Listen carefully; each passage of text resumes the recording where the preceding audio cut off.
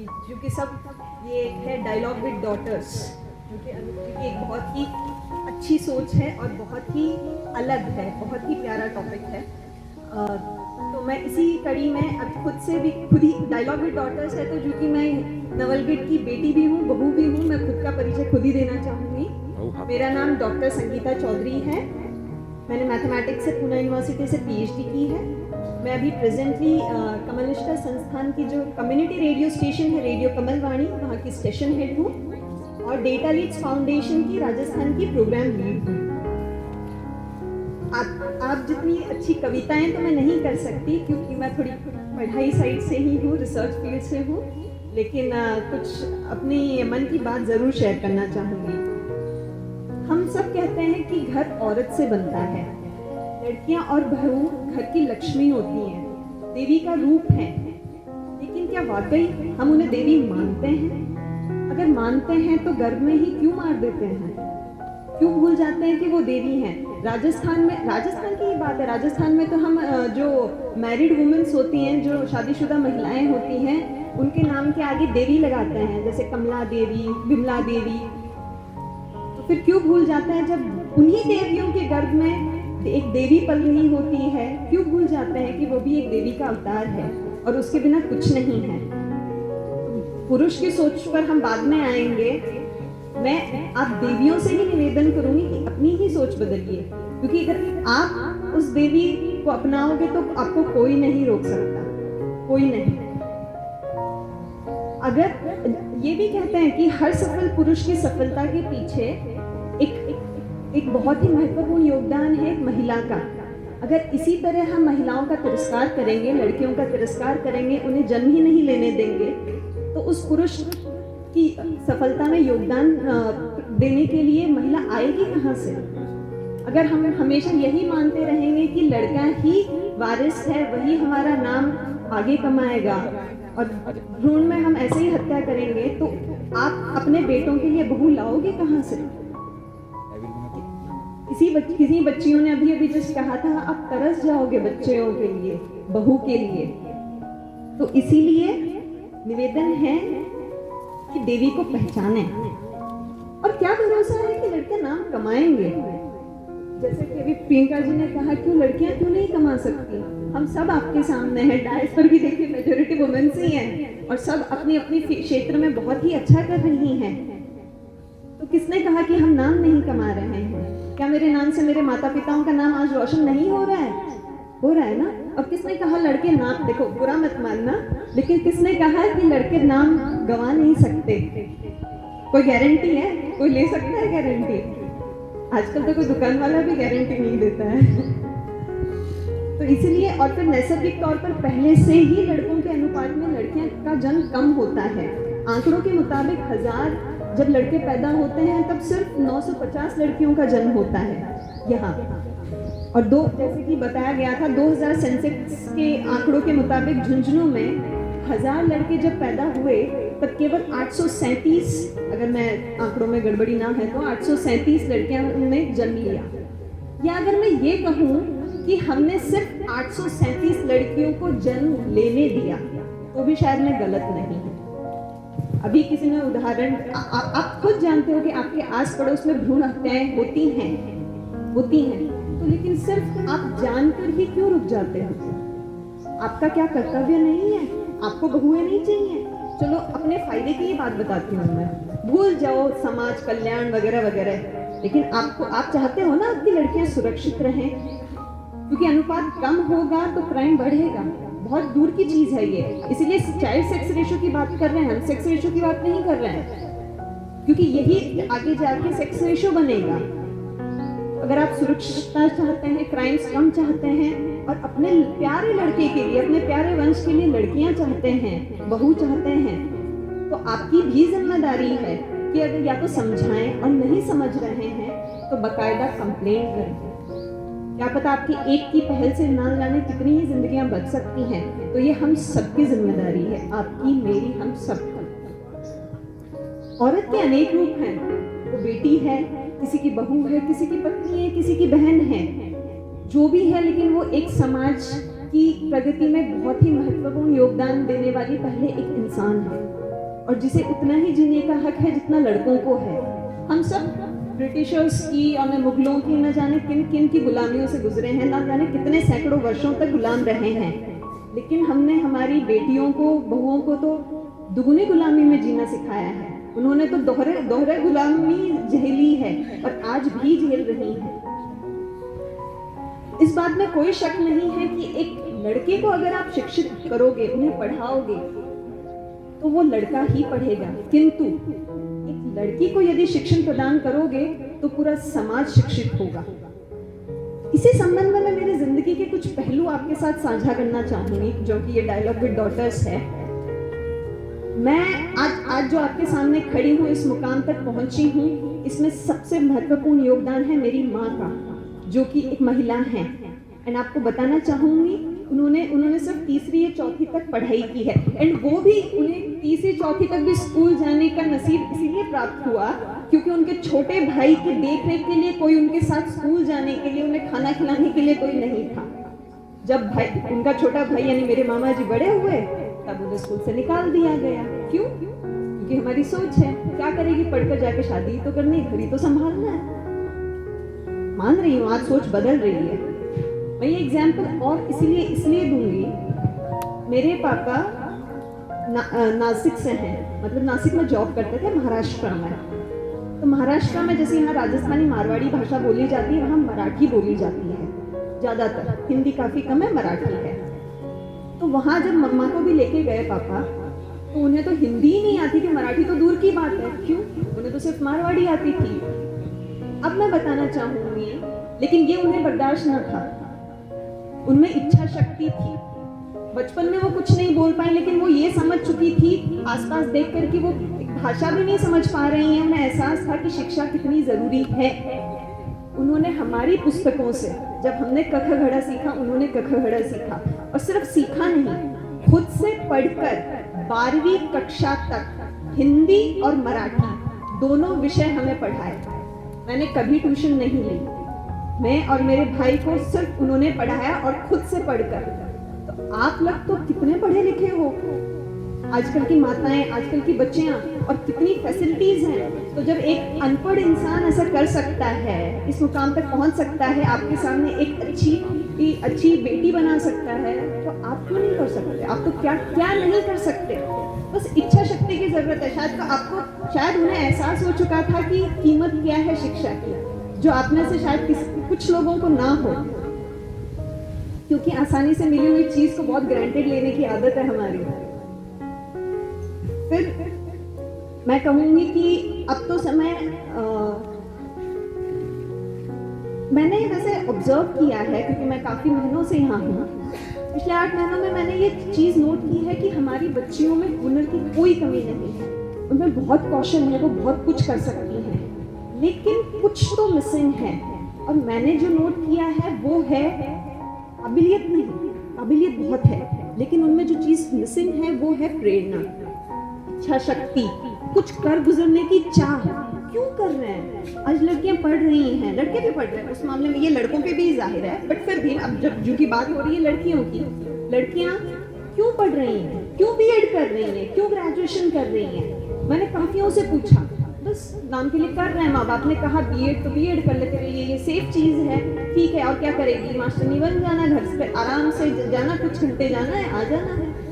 नहीं, तो ये जिम्मेदारी किसकी है? ये जिम्मेदारी, और किसी की ये पहल है आज का प्रोग्राम, ये जिम्मेदारी है शिक्षकों की, ये जिम्मेदारी है अभिभावकों की, उनके माता पिताओं की, आपकी मेरी, कि उन्हें प्रेरणा दे। और प्रेरणा की कमी नहीं है। आप यहाँ पे पोस्टर्स देख सकते हो, सावित्रीबाई फुले, जो जिनके बदौलत आप और मैं जैसी लड़कियां आज पढ़ रही हैं, एंड मैं खुशनसीब हूँ। और ये मैं बताना चाहूंगी कि मैंने इन्हीं के नाम पर, जो हमारी यूनिवर्सिटी का नाम है सावित्रीबाई फुले पुणे यूनिवर्सिटी, से पीएचडी की है।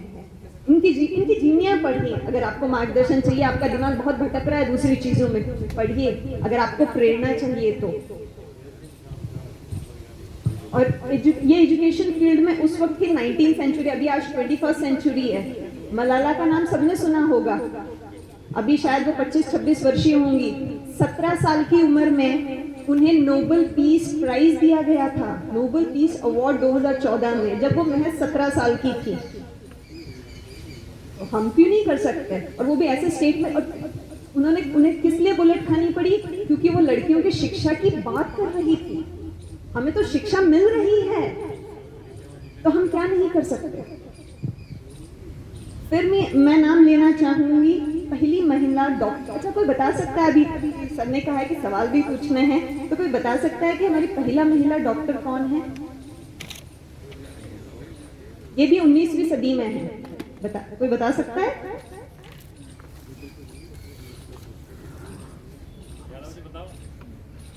कोई है हाथ बताना चाहेगा? आज डालो भी डॉक्टर है सर। हमारी पहला महिला डॉक्टर आनंदी गोपाल जोशी थी, 19वीं सदी में। आज कितना डिफरेंस आ चुका है। अच्छा, ये तो आप बता ही सकते हो कि हमारी पहली 3 लड़ाकू विमान चालक कौन है? उन तीनों में से एक नाम। 2 तो बनस्थली विद्यापीठ की ही पास आउट स्टूडेंट्स हैं, फाइटर पायलट्स। हाँ जी, वहां पे। हाँ जी, बिल्कुल सही। अपना प्लीज अपना माइक से अपना नाम बताइए। मेरा नाम निकिता केरोलिया है। कौन से इंस्टीट्यूट से हैं आप? मैं श्री राधेश्याम मालवीय गवर्नमेंट कॉलेज में। मैंने जानबूझकर सर की मुस्कान देखकर। जी बिल्कुल, अम्मी चतुर्वेदी। बाकी 2 भी बता सकती हैं क्या आप? कोई बात नहीं। मोहन सिंह, फ्लाइट लेफ्टिनेंट भावना कंठ। ये 3 हैं। अब तो बहुत हो चुके हैं, लेकिन ये 3 पहली महिलाएं जिन्हें लड़ाकू विमान चलाने का अवसर प्राप्त हुआ। हाँ जी, हाँ जी। मेरी मुस्कुराहट को देख करके डॉक्टर साहब ने कॉलेज का पूरा नाम बताया। मैं आप लोगों को बताना चाहता हूँ कि श्री राधेश्याम आर मोरार का राजकीय महाविद्यालय नवलगढ़ सेवा ज्योति आर मोरार का चैरिटेबल ट्रस्ट द्वारा बना करके और सरकार को समर्पित कर दिया। इसके पहले फेज के कार्यक्रम में 4 करोड़ रुपए का खर्च आया। उसके बाद हमने राज्य सरकार को समर्पित कर दिया, डोनेट कर दिया। वह अभी उसके दूसरी मंजिल का जो कंस्ट्रक्शन का काम है वो अभी चल रहा है, जिसका खर्चा लगभग 2 करोड़ आएगा। और इस एवज में राजस्थान सरकार ने हमारे कॉलेज का नाम श्री राधेश्याम आर मोरार का राजकीय महाविद्यालय नवलगढ़ रखा है।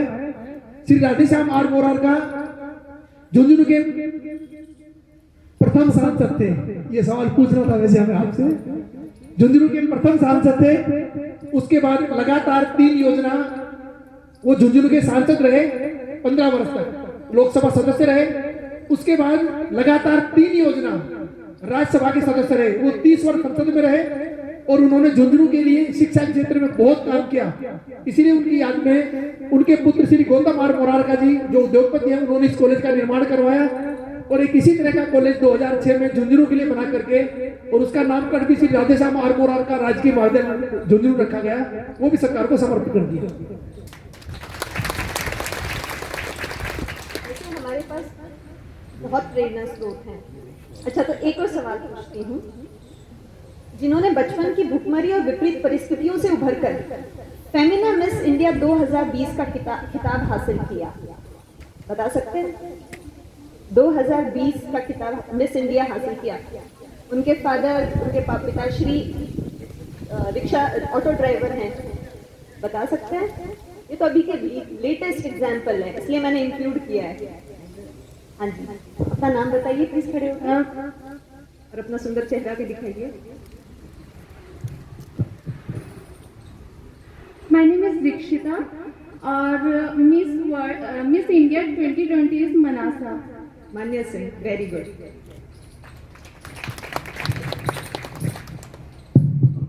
ऐसे और कई एग्जाम्पल है। इन्हें आप जानते होंगे।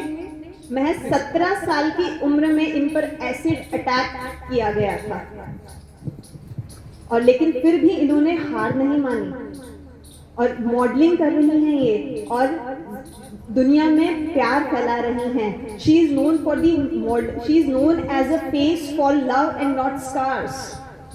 तो हमारे पास तो कितना कुछ है। फिलहाल तो सुरक्षित हैं भगवान की दया से, लेकिन ऐसी चीजें हो रही हैं, ये चीजें नहीं होनी चाहिए। फिर बहुत एग्जाम्पल्स, ये कुछ पोस्टर्स थे मेरे पास, तो मैंने सोचा दिखाऊं। किसान चाची, इन्होंने 58 साल की उम्र में, जब ऑलमोस्ट सब हम बोलते हैं तीर्थ यात्रा करें या ये करें, की उम्र में इन्होंने 300 महिला महिलाओं को अपने पैरों पर खड़े होने की शक्ति प्रदान की, उन्हें अपने पैरों पर खड़ा होना सिखाया। नैसर्गिक रूप से जो फार्मिंग से जो ऑर्गेनिक प्रोडक्ट्स बन सकते हैं उनकी ये सब उन्हें लोगों को बताती हैं। डॉक्टर कायनात काजी ये सोलो ट्रैवलर है, अकेली ट्रैवल करती है, फोटोग्राफर है, लेखक है। तो आप क्यों डरते हो? मैंने ऑब्जर्व किया है काफी और भी बहुत इनके आप पढ़ सकते हो। काफी लोगों को मैंने क्योंकि कुछ रिसेंटली मैंने कॉलेज में एक मैथ्स से रिलेटेड कोई समर वर्कशॉप था, तो उसके लिए मैं चाहती थी कि बच्चियां जाएं। सिलेक्शन होता है वो अलग बात है, लेकिन बच्चियां अप्लाई ही नहीं करती, उनके अभिभावक उन्हें अप्लाई नहीं करने देते। शादियों में जाने के लिए, फंक्शंस में जाने के लिए जैसे आप जिद करते हो ना कि मेरी दोस्त की शादी है, इसकी शादी में जाऊंगी, बारात में जाऊंगी, वो जिद आप करो ना करो, लेकिन ऐसी जगहों पर जाने के लिए आप अपनी जी तोड़ लगा दो, मेहनत लगा दो। ये अकेली ट्रैवल करती है। हाँ बेशक आपको अब प्रिकॉशंस लेने हैं, आपको अपनी सुरक्षा का ध्यान रखना है, लेकिन सिर्फ एक उसकी वजह से आप घर में बंद होकर नहीं रह सकते। आप यहाँ पे भी आए हो ना, होने को कुछ भी हो सकता है रास्ते पर, ये चीजें समझिए। अब जो कि इसीलिए मैंने वही कहा कि हमें पता ही नहीं हमें करना क्या है। अब इसी संबंध में मैं एक फिर इस मंच का जरिए में एक डेटा लीड्स फाउंडेशन के बारे में बताना चाहूंगी। डेटा लीड्स फाउंडेशन एक एनजीओ है जिसके मैं प्रोग्राम लीड हूँ, और हमने अभी एम्पावरमेंट हब ओपन किया, एम्पावरमेंट हब ई हब के नाम से। अगले 5 वर्षों में इंडिया के, भारत के हर डिस्ट्रिक्ट, हर जिले में एक ई हब खोला जाएगा, और इसकी शुरुआत हुई है हमारे झुंझुनू जिले से। तो मैं गर्व है मुझे कहने में कि इनकी ऑफिस पहला एम्पावरमेंट हब 4 फरवरी को रेडियो कमलवाणी कैंपस में ही ओपन किया गया है। अब मैं ये इस बारे में क्यों कह रही हूँ, क्योंकि मुझे आप तक पहुँचना है। इसमें हम क्या बताएंगे, इसमें कुछ 5 पहलू हैं। हम इसमें युवाओं को, सिर्फ लड़कियों को नहीं, लड़कों को भी, युवाओं को करियर में उन्हें हर तरह की सूचना प्रदान करते हैं, क्योंकि हमारा यहाँ मानना है कि सही समय पर सही सूचना अगर मिले तो ही आप कुछ कर सकते हो, वरना बाद में मतलब नहीं है। फॉर एग्जाम्पल अगर कोई ऑफिसर बनना चाहता है डिफेंस में, हमारे इंडियन ऑफिसर बनना चाहता है, एनडीए की एग्जाम होती है अगर किसी ने सुना है तो, नेशनल डिफेंस एकेडमी, जो कि सिर्फ लड़कों के लिए है। फिलहाल उसमें भी चल रहा है कि लड़कियां भी क्यों नहीं आ सकती, काफ़ी चल रहा है इस पर डिस्कशन। तो हाँ, तो उसमें उम्र होती है 16.5 से 19.5 साल। अगर किसी बच्चे को पता चलता है 20वीं साल में कि वही ऐसी एग्जाम है, क्या फ़ायदा है? कोई फ़ायदा नहीं है। तो वैसे ही आपने ग्रेजुएशन कर, PhD कर ली, उसके बाद मैं आपको बताती हूँ, अरे इसके बजाय आपने ये फील्ड ली होती तो आज आप बहुत अच्छा कुछ कर सकती थी। कोई फ़ायदा नहीं है। इसलिए हमारा मानना है कि सही समय पर सही जानकारी प्रदान करें। इसी के लिए हमने खोला है ये एम्पावरमेंट है हब। ये सारे युवाओं के लिए हैं। 11वीं 12वीं ग्रेजुएशन के बाद अब क्या करियर कोर्सेज हैं, क्योंकि यहाँ पे अनफॉर्चुनेटली हमें सिर्फ कुछ ट्रेडिशनल कोर्सेज ही पता हैं कि भाई BA कर लिया, MA कर लिया, BEd कर लिया, PhD कर ली, खत्म हो गया, या फिर बैंक की एग्जाम दे दी, या फौज में भर्ती हो गया। बुराई नहीं है इन चीज़ों में, करिए, लेकिन हम चाहते हैं जो सही में शिक्षक बनना चाहते हैं वही बनिए ना। क्यों भीड़ एकदम भेड़ बकरियों की तरह सब BEd करने में लगे हुए हैं? क्यों सब फौज में भर्ती होना चाहते हैं, जबकि सिर्फ एक सोल्जर रैंक पे, जबकि आप में काबिलियत है कि आप ऑफिसर बन सकती हो। आप एक बहुत ही अच्छी, अगर आपकी में कला है, आप बहुत ही सुंदर खाना बनाते हो, बहुत ही प्यारा खाना, लजीज खाना बनाते हो, अगर आपका भाई बहुत लजीज खाना बनाते हैं, क्यों नहीं आप शेफ बन सकते? बनिए।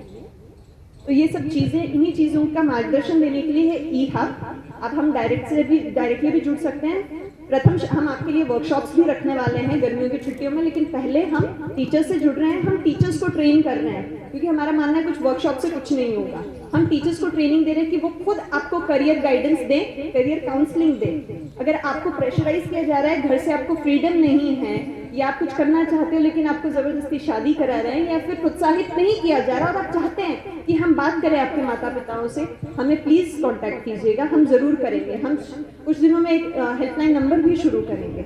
और किसी भी करियर में, मैथ्स में डेटा साइंटिस्ट बनना है आपको, फाइनेंशियल मैथमेटिक्स के कौन से इंस्टीट्यूट है अगर आप जानना चाहते हो तो बिल्कुल। इसीलिए हम टीचर्स को ट्रेनिंग कर रहे हैं। अगर यहाँ पे कोई फॉर एनी बाई चांस अगर कोई टीचर्स हैं तो प्लीज़ हमसे जुड़िएगा। उनके लिए हम अभी वर्कशॉप ऑर्गेनाइज कर रहे हैं मार्च में, जिसके रजिस्ट्रेशन ओपन है। चलो मैं ज़्यादा उसके नहीं कहूँगी, लेकिन हम प्रयास कर रहे हैं और हम सबको करना है, शुरुआत खुद से ही करनी होगी।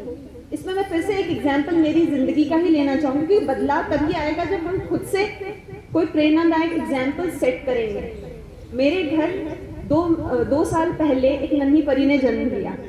मेरे माता पिता यानी मेरे सास ससुर, जिन्हें मैं मम्मी पापा कहती हूँ, उनका मैं एग्जाम्पल देना चाहूँगी। आपको सबको पता है जब लड़का पैदा होता है तो कुआं पूजन बड़ी ही धूमधाम से कुआं पूजन की रस्म की जाती है। उन्होंने लड़की होने पर भी मुझे घोड़ी पे बिठा के गाजे बाजे के साथ कुआं पूजन किया। तो ये एक मिसाल है, इसीलिए मैं कहना चाहूँगा मुझे बहुत गर्व है कि मेरे सास ससुर मुझे मेरे माँ बाप की तरह प्यार करते हैं, और सिर्फ प्यार नहीं करते, मुझे बढ़ावा देते हैं कि मैं जो चाहूँ अपने करियर में कर सकती हूँ। आपके सामने उदाहरण है, मैं यहाँ पे खड़ी हूँ, मुझे फुल फ्रीडम है कि मैं करूँ, कुछ अच्छा करूँ, पूरा सपोर्ट है फैमिली का। इसलिए मुझे इसमें कोई ये नहीं है कि मैं खुद को लकी फील करती हूँ। लेकिन कभी कभी मैं ये सोचती हूँ, मेरा एक सवाल है कि जब लड़की को अच्छा ससुराल मिलता है, उसके माँ बाप की तरह कुछ सपोर्ट, कुछ तो अनफॉर्चुनेट होते हैं उनके माँ बाप भी उन्हें सपोर्ट नहीं करते हैं, बट चलो मान के चलें कि माँ बाप हमारे लिए सबसे भले लोग होते हैं जो हमारा भला सोच सकते हैं, तो क्यों मेरे जैसे कुछ लड़कियां ये सोचती हैं जब उन्हें उनके माँ बाप की तरह प्यार करने वाले और सपोर्ट करने वाले ससुराल मिलता है, तब वो अपने आप को लकी क्यों फील करती हैं? क्यों कहती हैं कि वो खुशनसीब हैं? गलत मत समझिएगा, मैं हूँ खुशनसीब, लेकिन ऐसा मैं क्यों सोचती हूँ? ये चीज तो नेचुरल होनी चाहिए ना। जैसे हर माँ बाप अपने बच्चे का भला सोचता है, उसी प्रकार हर परिवार अपनी बेटी, अपनी बहू के लिए भी वैसा ही होना चाहिए ना। तो ये परिवर्तन हमें लाना है। इस परिवर्तन की मैं बात कर रही हूँ। उस दिन समाज बदलेगा जिस दिन कोई भी लड़की अपने आप, किसी भी लड़की को ससुराल जाते वक्त ये नहीं लगेगा कि वो किसी दूसरे घर में जा रही है। उसे उतने ही प्यार करने वाले और सपोर्ट करने वाले सास ससुर बनेंगे, और उस वक्त वो नहीं कहेगी अरे मैं लकी हूँ। क्यों? क्योंकि ये सबके साथ होगा, किसी एक दो के साथ नहीं होगा। तो ये बदलाव की बात कर रही हूँ।